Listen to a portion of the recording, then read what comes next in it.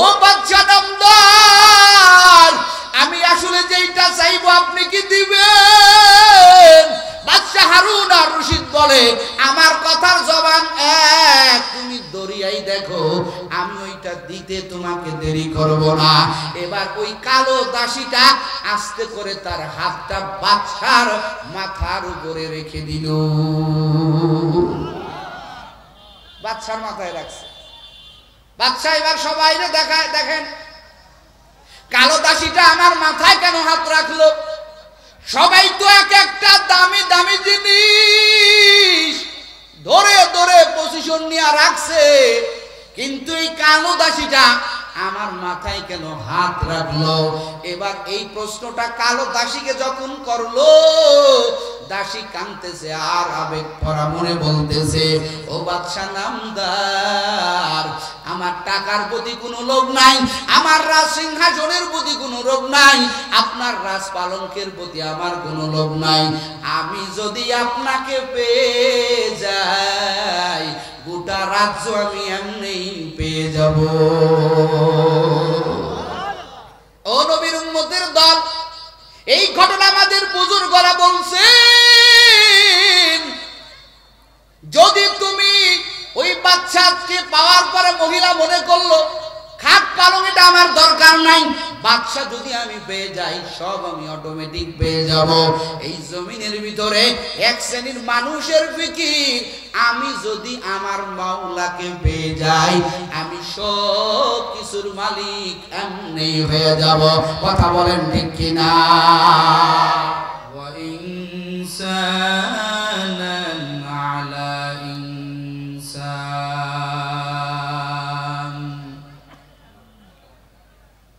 ওয়া নাশহাদু আল্লা ইলাহা ইল্লাল্লাহু ওয়াহদাহু লা শারীকা লাহু লা জিদ্দা লাহু ওয়া লা নিদ্দা লাহু ওয়া লা মিথলা লাহু ওয়া নাশহাদু আন্না সাইয়্যিদানা ওয়া সানাদানা ওয়া হাবিবানা ওয়া হাবিবা রাব্বিনা ওয়া তাবিবানা ওয়া তাবিবা কুলুবিনা ওয়া মাওলানা ওয়া মাওলানা মুহাম্মাদান আবদুহু ওয়া রাসূলুহু সাল্লাল্লাহু তাআলা আলাইহি ওয়া আলা আলিহি ওয়া আলা আলিহি ওয়া আসহাবিহি ওয়া বারাকা ওয়া সাল্লাম ওয়া বারাকা ওয়া সাল্লামা তাসলিমান কাসীরান কাসীরা الذي أرسله الله تعالى بالحق بشيرا ونذيرا وداعيا إلى الله بإذنه وسراجا منيرا أما بعد فأعوذ بالله من الشيطان الرجيم بسم الله الرحمن الرحيم قل إن كنتم تحبون الله قل إن كنتم تحبون الله فاتبعوني يحببكم الله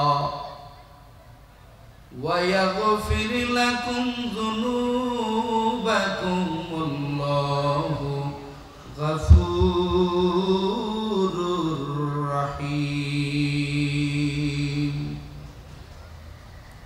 وقال النبي صلى الله عليه وآله وسلم كل أمتي يدخلون الجنة إلا من أبى. قيل من أبى يا رسول الله؟ قال من أطاعني دخل الجنة ومن عصاني فقد أبى. أو كما قال النبي عليه الصلاة والسلام. صدق الله مولانا العظيم وصدق رسوله النبي الأمي الكريم ونحن على ذلك من الشاهدين والشاكرين والذاكرين والحمد لله رب العالمين. وقال تعالى في شان حبيبه ومحبوبه ومعشوقه مخبرا وعامرا إن الله وملائكته يصلون على النبي يا أيها الذين آمنوا صلوا عليه وسلموا تسليما. সবাই মহব্বতের দুরূদ ইব্রাহিম পড়ি, আওয়াজ দিয়ে পড়ি আল্লাহুম্মা সাল্লি আলা। পিছনেটা কিছু দেন তো, বালিশ টালিশ কিছু। আল্লাহুম্মা সাল্লি আলা মুহাম্মাদিন ওয়া আলা আলি মুহাম্মাদ কামা সাল্লাইতা আলা ইব্রাহিম। পড়েন ওয়া আলা আলি ইব্রাহিম ইন্নাকা হামিদুম মাজিদ। মুহাম্মদ কি নিশানা রাখো দিল মে হমেশা।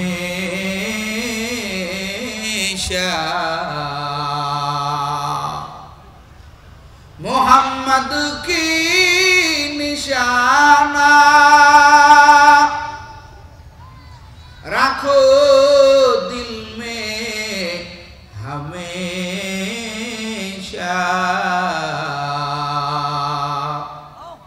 ताके शफी मर्दे कमाल मुस्तफा बलगल उला बिकमालिही।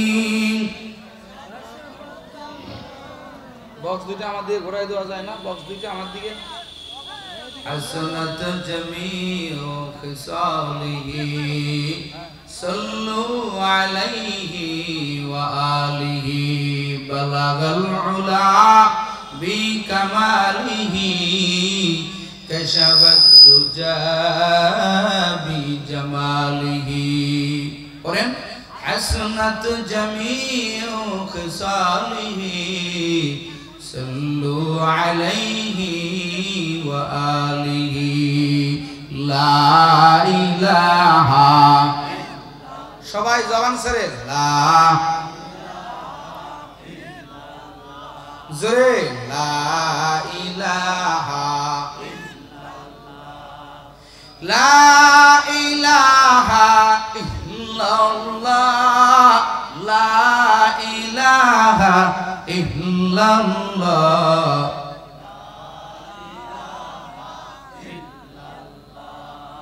লা ইলাহা ইল্লাল্লাহ জোরে লা ইলাহা যার দিলে আছে আমার আল্লাহর ভয় কার ভয় জোরে বলেন কার যার দিলে আছে আমার আল্লাহর ভয় জিকির করে সে নিরালায় আহার নিদ্রা ভালো লাগে না আহার নিদ্রা ভালো লাগে না ভালো লাগে এক আল্লাহর লা ইলাহা জোরে লা ইলাহা লা ইলাহা ইল্লাল্লাহ মুহাম্মাদুর রাসূল এটা ঘোরাঘুরি করো করে ভাই ঘোরাঘুরি করো কা তো আওয়াজ কমে গেল কা দূরের থেকে কথা তো বলি নাই সুবহানাকা লা ইলমা লানা ইল্লা মা আল্লামতানা ইন্নাকা আনতাল জাওয়াদুল কারীম রাব্বি শরহ লি সাদরি ওয়া ইয়াসসির লি আমরি واحلل عقدة من لساني يفقهوا قولي या रब मेरे आँखों में समा जाए मदीना या रब मेरे आँखों में समा जाए मदीना मुद्दत से मेरे दिल में तमन्नाए मदीना मुद्दत से मेरे दिल में तमन्नाए मदीना मैं दूर हूँ मजबूर हूँ आए सैयद आलम मैं दूर हूँ मजबूर हूँ आए सैयद आलम दीदार देखा दे नहीं आवाज सुना दो दीदार देखा दे नहीं आवाज सुना दो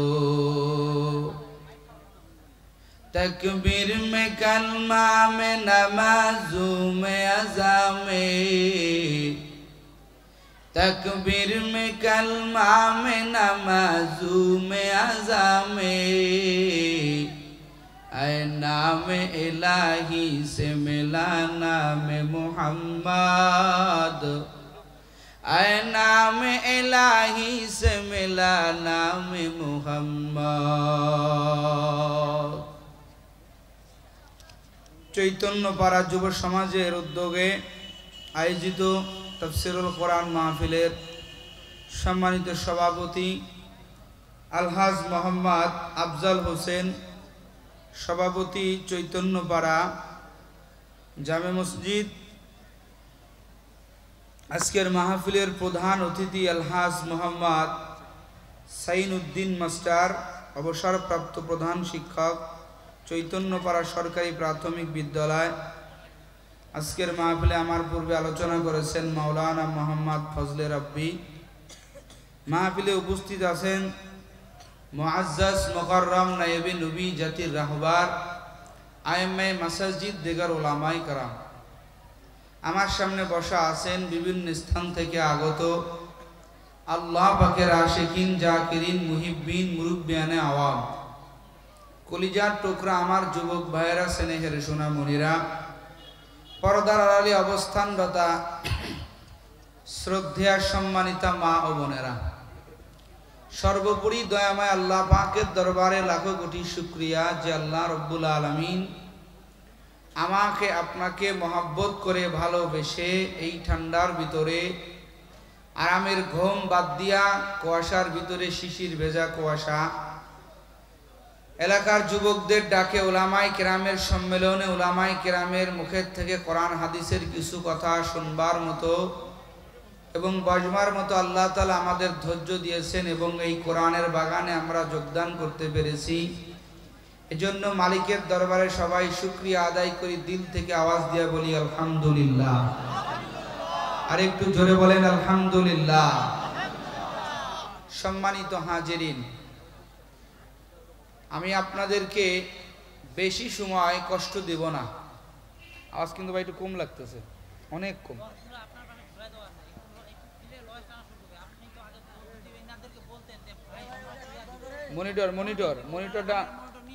মনিটরটা নাই না? মনিটর সব জায়গায় মনিটর থাকে ভাই, মনিটর ছাড়া এখন বয়ান হয়? সব জায়গায় মনিটর তো বলা লাগবে না, এটা তো আপনি নিয়ে আসবেন। মনিটর ছাড়া এখন কোথায় বয়ান হয়? সম্মানিত হাজিরিন, যদ্দূর করা যায় করেন ভাই। ভাইরা আমার, আল্লাহ পাক রব্বুল আলামিনের দরবারে শুকরিয়া জানাই যে আল্লাহ তাআলা এই ফিতনা ফাসাদের জামানায় আমার আপনাকে আল্লাহ তাআলা একটা কোরআনের বাগানে আসবার এবং বসবার তৌফিক দিয়েছেন। এজন্য আরেকবার শুকরিয়া আদান বলি আলহামদুলিল্লাহ। একটু সবাই বলেন আলহামদুলিল্লাহ। আমি আপনাদের সামনে এক প্রেমের আয়াত পড়েছি, মহাব্বতের আয়াত পড়েছি। কোরআনুল কারীমে আল্লাহ তাআলা সমস্ত প্রেম মহাব্বত যে আয়াতের মধ্যে আল্লাহ তাআলা লুকায়ে রাখছেন, আল্লাহ রাব্বুল আলামিন যে আয়াতের মধ্যে আল্লাহ তাআলা আমাদেরকে প্রেমের মহাব্বতে ডুবাইয়া রাখছেন। এদিকে খেয়াল করেন, এদিকে খেয়াল করেন। সম্মানিত হাজিরিন, আমরা সবাই একজনকে ভালোবাসতে চাই, পেতে চাই। প্রত্যেকটা মানুষের মধ্যে সেই পিপাসা আছে। যিনি আমাদেরকে বানাইছেন, যিনি আমাদের রিজিক দাতা খালেক, আমরা তার মাখলুক, তার মোহাব্বত আমাদের প্রত্যেকেরই হৃদয়ের মধ্যে আছে। তিনি কে? আরো জোরে বলেন তিনি কে? আরো জোরে বলেন তিনি কে? আল্লাহকে চাই না, আল্লাহকে পেতে চাই না, এমন কেউ এখানে আছেন? কথা বলেন, কেউ আছেন? সবাই আমরা কাকে পেতে চাই? আরো জোরে বলেন। এই যে বারবার আল্লাহ শব্দটা বলতেছেন, আমার আল্লাহ অত্যন্ত খুশি হচ্ছে। জোরে কোন সুবহানাল্লাহ। মাল্লাহুল মাওলা ফালাহুল কুল। তুমি আল্লাহর হয়ে যাও, তুমি আল্লাহর হয়ে যাও। পুরা পৃথিবী আমার আল্লাহ তোমার গোলাম বানাই দিবেন। সুবহানাল্লাহ। আমরা তো আসল দিকে দৌড়াই না, আসল মাকসাদ থেকে আমরা দূরে। যে লাইনে গেলে আমাদের জীবন বরবাদ, আমাদের হায়াত বরবাদ, সেই লাইনে আমরা দৌড়াইতে দৌড়াইতে দুনিয়ার পাঁচাটা গোলামে পরিণত হয়ে গেছি। কিন্তু আমরা আল্লাহ তাআলা আমাদের যে জন্য বানাইছেন, যাকে পাওয়ার জন্য আমাদেরকে বানাইছেন, ওই দিকে আমাদের কোনো ভ্রুক্ষেপ নাই, কোনো খেয়াল নাই। কথা বলেন ঠিক কিনা? দুনিয়াতে আসল চালাক ওই ব্যক্তি, খুব মনোযোগ দিয়া ভূমিকার কথাগুলো নেবেন। দুনিয়াতে আসল চালাক ওই ব্যক্তি যে ব্যক্তি আল্লাহ পাওয়ার জন্য দৌড়ায়। কাকে পাওয়ার জন্য? দুনিয়াটা আমাদেরকে দিয়েছেন কে? জোরে বলেন কে? যেই আল্লাহ আমাকে আপনাকে বানাইলেন, এই আল্লাহর কি খেয়াল নাই বা এই আল্লাহর কি সেই কুদরতি বুঝ নাই যে আমার বান্দা দুনিয়াতে কি খাবে, কি পরবে, কেমনে চলবে? এটা আমার আপনার আগেও কার এলেমে আজলে, কার কুদরতি এলেমে আছে? জোরে বলেন কার? তো এত টেনশন কেন? কোন ধান্দায় আমরা ঘুরতেছি? এজন্য দুনিয়াতে তারাই প্রকৃত আল্লাহর পাগল, প্রকৃত তারাই আকলমন্দ এবং জ্ঞানী বান্দা, যারা প্রত্যেকটা কাজ করবে রেজায়ে মাওলা আল্লাহ পাককে পাওয়ার জন্য। জোরে কোন আল্লাহু আকবার। এবং করেও তারা। কিন্তু আমরা ম্যাক্সিমাম লোক, অধিকাংশ মানুষ আমরা সেই দিক থেকে বড় দূরে। हकीकत से तो दुनिया बेखबर है, दुनिया की नुमाइश पर नजर है नमी गुया के आज दुनिया जुदा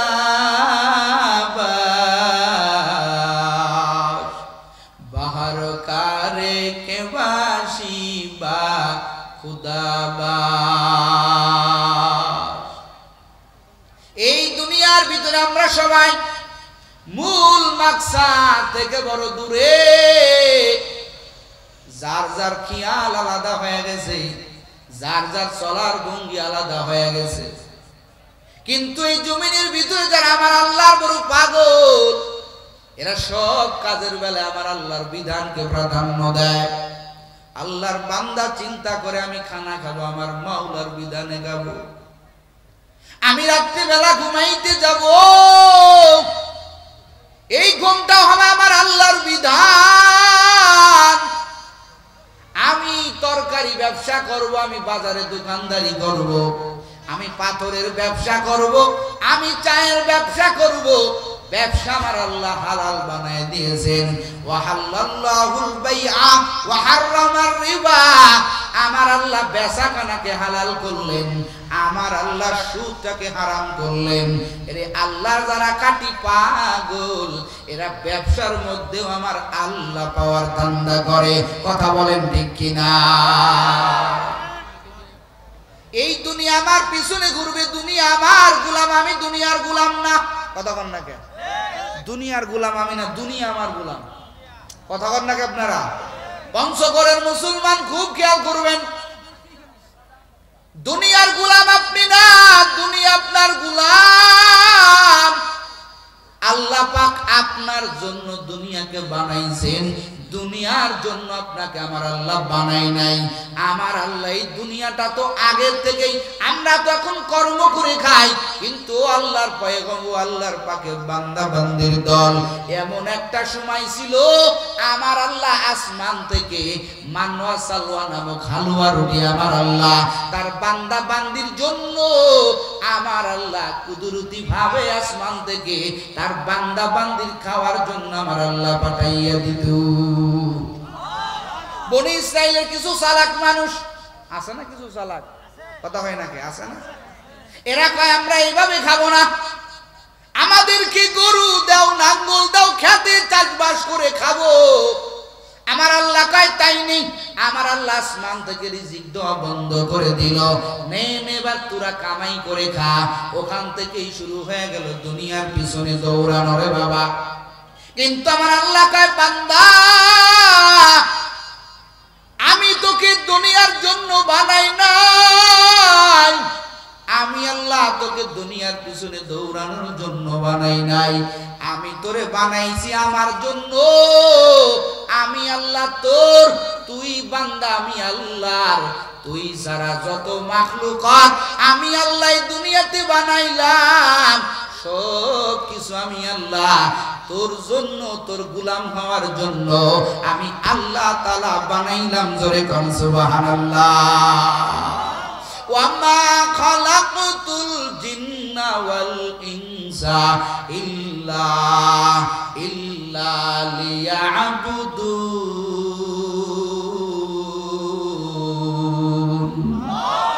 মা খালাকতুল জিন্না ওয়াল ইনসা বিখা ইবাদত নিস্তে মাকসুদ ওয়াজ্জাহা এখন আপনাদের কাছে প্রশ্ন আমরা দুনিয়ার জন্য না দুনিয়া আমাদের জন্য সবাই বুঝছেন তো কথাটা তাহলে দুনিয়ার পিছনে এমন দৌড়ান কেন এত কেন ব্যস্ত আমার আল্লাহ কয় বান্দা তুই আমার হয়ে যা বুঝাবার জন্য একটা উদাহরণ দেই বাইরে আমার আজ থেকে অনেক আগে বাদশাহ হারুন আর রশিদ নামক একজন আল্লাহর গোলাম ছিলেন রাজত্ব চালাইতেছেন খোদা বেরো একজন বাদশাহ আল্লাহকে এতটা মোহাব্বত করে এতটা ভালোবাসে এই বাদশাহ হারুন আর রশিদের জামানায় দাসের প্রচলন ছিল মহিলা দাস ছিলেন তার দরবারে একটা কালো বান্দি ছিল দেখতে ভালো দেখা যায় না দেখতে কালো দেখা যায়।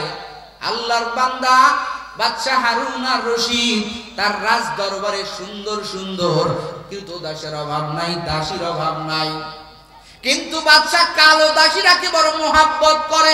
কি করে কথা কন? কালোটারে মোহাব্বত করে। আমরা তো সাদাটারে মোহাব্বত করি, কথা কয় না কেন? সাদার পিছনে পড়েই যুবকের কপাল শেষ, কথা কন না কেন? সাদার পিছনে বইরুনারে যুবক, ওর মধ্যে কিচ্ছু নাই, তোমার জীবন যৌবন, তোমার পিতা মাতা কষ্ট পাবে, বদদুয়া নিয়ে কবরে যাওয়া লাগবে, কথা বলে ঠিক কিনা? দিল দেখে মোহাব্বত করিও, বুঝছো? সাদা পাউডার দেখে পাগল হইও না। একবারে পাগল হয়ে যাবা, সকালবেলা মুখ ধুয়ে সামনে আসবে, দেখবে যে একটা বেজির চাইতেও খারাপ দেখা যায়, কথা কন ঠিক কিনা? পাগল হইও না। দুনিয়া পাগলের জায়গা না, পাগলামি এক জায়গায় চলবে, শুধু আল্লাহ পাওয়ার জন্য, কথা কন ঠিক কিনা? আল্লাহর বান্দারা শুনবেন, কষ্ট হয় আপনাদের, আমি বেশি রাত পর্যন্ত নেব না, খুব সাবধান, কষ্ট পাবেন না। বাদশা হারুন আর রশিদ কালো বান্দিটারে বড় মোহাব্বত করে, বড় ভালোবাসে। এই কথাটা রাজদরবারে ছড়ায় গেল। কি হয়ে গেল কোন? ছড়ায় গেল। বাদশা কেন কালো দাসীর উপরে এত পাগল, এটা তো মেনে নেওয়া যায় না। সুন্দর সুন্দর দাসীরা বিচার দিল, মন্ত্রী সবাই বিচার দিল, মন্ত্রী পরিষদ। বাদশা হারুন আর রশিদ আমাদের দিকে তাকায় না, আমাদের দিকে কোনো খেয়াল নাই। ওই কালো দাসীটার মধ্যে কি পাইল? এবার বাদশার কাছে মন্ত্রী পরিষদ একদিন বলেই ফেললো, বাদশা আপনি ওই কালো দাসীটার মাঝে কি পাইলেন? কেন তার পিছনে তো আপনি বড় আসে? বাদশা হারুন আর রশিদ বলে, তোমরা কি বর্ণনা শুনবা নাকি স্বচক্ষে দেখবা? মন্ত্রী পরিষদ বলে, দেখতে পারলে আবার শোনার কি দরকার, কথা কয় না কেন? দেখাই তো মূল মাকসাদ হাসিল হয়ে যাবে। বাদশা হারুন আর রশিদ বলে, ঠিক আছে, আগামীকালকে রাজ দরবারে সবাই উপস্থিত থাকবা। সবাই একত্রিত করিয়া বাদশা হারুন আর রশিদ, মন্ত্রী পরিষদ সবাই চেয়ার নিয়ে বসে আছে। আর তার রাজ দরবারে সব দাসীদেরকে এক জায়গা করিয়া বাদশা হারুন আর রশিদ ডাক দিয়া বলেন, ও আমার সমস্ত দাসীরা, আজকে আমি বাদশা তোমাদের একটা অফার দিচ্ছি, অফার, বিশাল এক সুবর্ণ সুযোগ। বলে কি সেই সুযোগ? বাদশা হারুন আর রশিদ ডাক দিয়া বলেন, ও আমার সমস্ত দাসীরা, আমি আজকে তোমাদের পারমিশন দিয়া দিলাম, অনুমতি দিয়া দিলাম, আমার রাজ দরবারে যা কিছু আছে তোমরা যে যেটা ধরবা, ওরে ধরতে দেরি হবে, আমি ওই জিনিসটার মালিক তাকে বানাইয়া দিব। মাথা কি আর ঠিক আছে? দাসীদের মাথা ঠিক আছে নি? আমগো যদি সরকার সাহেব কয় আজকে মোটামুটি এই বাংলাদেশে আগামীকাল সকালবেলা যে যেটা যেখানে যে পারবা, সরকারি যত অর্থ সম্পদ আছে যে যা দখল করতে পারো তার নামে ওটা উইল হয়ে যাবে, আমরা কি আজকে রাত্রে ঘুমাইবো? কথা হয় না কেন? ঘুমান হবে? হায় রে বাঙালি, খিচুড়ির লোভ ছাড়তে পারি না, বাতাসার লোভ ছাড়তে পারি না, কথা কন ঠিক কিনা? এক কাপ চার জন্য জীবনটাই বিক্রি করে দেয়, কথা কন ঠিক কিনা? এ হলো বাংলাদেশের জনগণের পরিস্থিতি। তো এত বড় অফার পাইছে আবার দাসী। বাদশার মুখের থেকে অফারটা পড়তে দেরি হয় নাই, সমস্ত দাসীরা দৌড়, কেউ যাইয়া বাদশার রাজ সিংহাসনটা আঁকড়াইয়া ধরে, কেউ যায় আবার বাদশার ওই একটা সিন্ধু কাঁকড়া ধরে, কেউ যায় বাদশার চেয়ার, স্বর্ণের চেয়ার, ওই চেয়ারটা আঁকড়াইয়া ধরে, কেউ যায় বাদশার রাজপালঙ্ক আঁকড়াইয়া ধরে। এক একজন এক একটা দামি দামি জিনিস ধরিয়া যার যার মতো পজিশন নিয়ে নিয়ে দাঁড়ায় গেল। কিন্তু ওই যে কালো দাসীটা মনে আছে নেই? আছে মনে? এই কালো দাসীটা অর্ডার পাইয়া এক চুল দৌড়ায় নাই, এক চুল কোথাও যায় নাই, বাদশার কাছে দাঁড়ায় আছেন। বাদশা এবার ডাক দিয়া কয়, ও আল্লাহর বান্দে, সবাই তো অফার পাইয়া পাইয়া দৌড়াইয়া দৌড়াইয়া এক একটা জায়গায় গিয়ে আগাইলো, তুমি কি কানে শুনো নাই? তুমিও তো আগাইতে পারো, একটা জিনিস ধরতে পারো।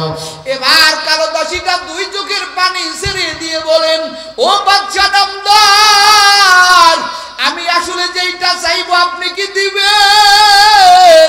বাদশা হারুন আর রশিদ বলে, আমার কথার জবান এক, তুমি দরিয়াই দেখো, আমি ওইটা দিতে তোমাকে দেরি করব না। এবার ওই কালো দাসীটা আস্তে করে তার হাতটা বাদশার মাথার উপরে রেখে দিল। বাদশার মাথায় রাখছে।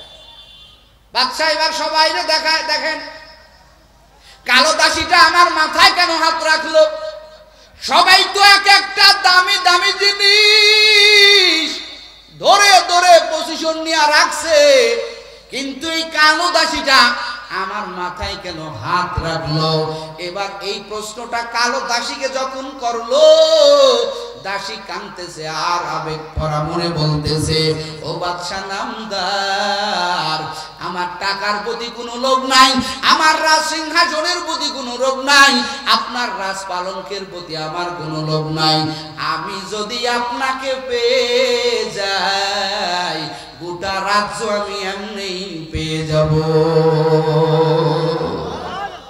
ও নবীর উম্মতের দল, এই ঘটনা আমাদের বুজুর্গরা বলছেন, যদি তুমি ওই বাদশাকে পাওয়ার পরে মহিলা মনে করলো খাট পালং এটা আমার দরকার নাই, বাদশা যদি আমি পেয়ে যাই সব আমি অটোমেটিক পেয়ে যাব। এই জমিনের ভিতরে এক শ্রেণীর মানুষের ফিকির, আমি যদি আমার মাওলাকে পেয়ে যাই, আমি সব কিছুর মালিক এমনি হয়ে যাব। কথা বলেন ঠিক কিনা?